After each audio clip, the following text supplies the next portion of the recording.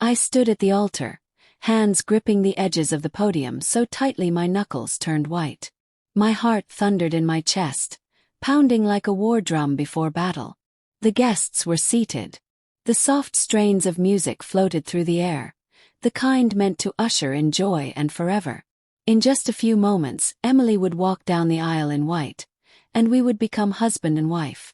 It was supposed to be the happiest day of my life.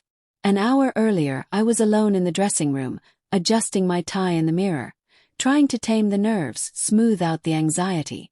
The room smelled faintly of aftershave and fresh flowers. Then the door creaked open. Emily stepped inside.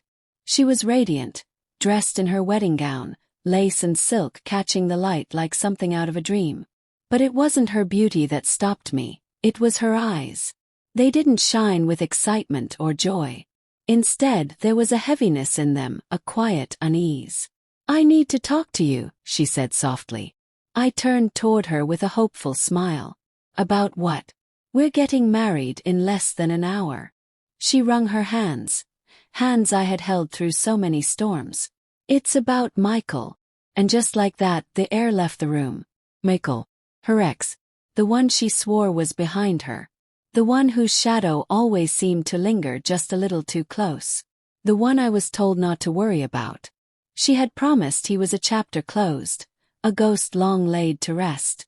And yet here he was again, summoned back into our lives like a curse spoken aloud. "What about him?" My voice came out tight, clipped.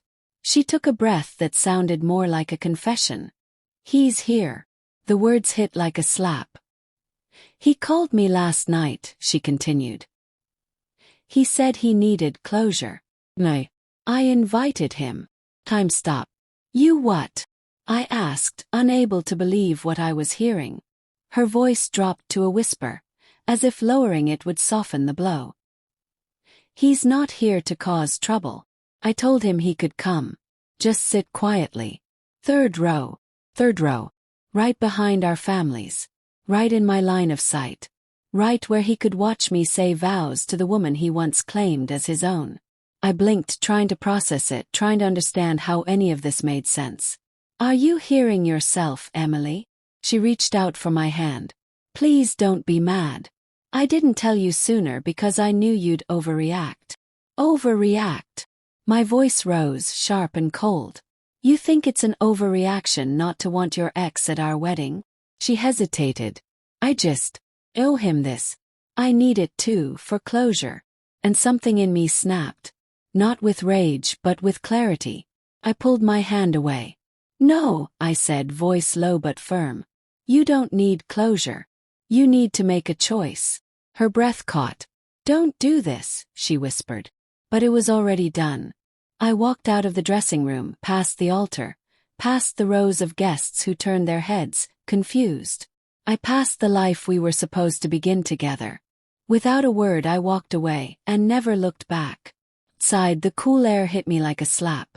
My chest felt tight. My breath came in shallow gasps.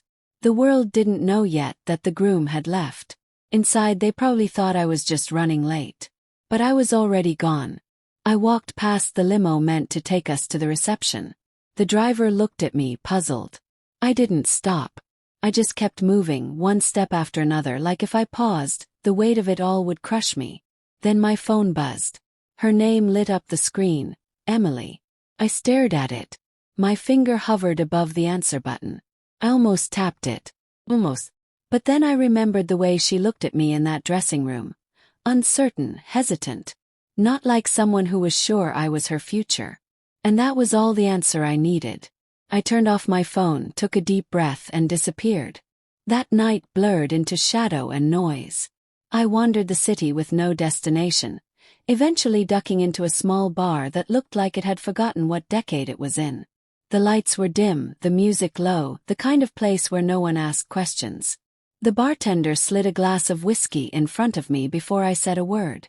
"Rough night?" he asked. "You could say that." The whiskey burned on the way down, but I welcomed it. I drank to forget. To erase her voice, her dress. The word closure ringing in my ears like a bell that wouldn't stop. Last call came. I had nowhere to go. I pulled out my phone, turned it back on. 36 missed calls. Emily, my best man, my mother. I didn't listen to a single voicemail. I already knew what they said. Come back. Let's talk. Please. Instead, I did the only thing I could. I scrolled through social media. And there it was. Photo. Emily standing at the altar with Michael. My stomach turned. The caption. When the past meets the present. The comments were a frenzy. Guests speculating. Snippets of gossip. A blurry shot of Emily and Michael leaving together. Had she run to him the second I left? Had she been waiting for a reason all along? I didn't want to know. It wouldn't change anything. She had made her choice. And now I had to make mine. I deleted every photo, every message. I blocked her number, packed a bag, left the city. No forwarding address. No goodbye. Became a ghost. 2 years passed. A new life in a quiet town, a job that paid enough, a small apartment by the river. I learned to enjoy the silence, to live without the ache. But the past has a way of finding you. One chilly evening, stepping out of a coffee shop, I felt it. The shift in the air, that strange tightening in the gut. And then I saw her. Emily. Hair shorter. He's tired. She looked older. Better. But it was her. Froze. I should have turned away. Should have kept walking. But I didn't. She crossed the street slowly, arms wrapped around herself. Ethan, she said. Just my name. But it landed like a wave crashing through time. How did you find me? She gave a small, sad smile. I never stopped looking. A silence stretched between us. I need to explain, she said. You don't. I do, she insisted. After you left, I was a mess. Michael was just there. I thought it would help. Fill the hole. But it didn't. It made everything worse. She took a shaky breath. I thought I needed closure. But I just lost you. I didn't want him. I wanted you. I was just too late to see it. Her voice cracked.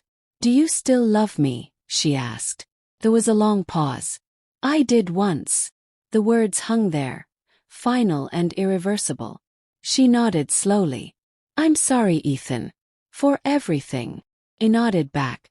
Not because I forgave her, but because I was finished carrying it. She whispered, Goodbye, Ethan. And I watched her go. This time I didn't stop her. This time I didn't look back. Because this time I had already let her go.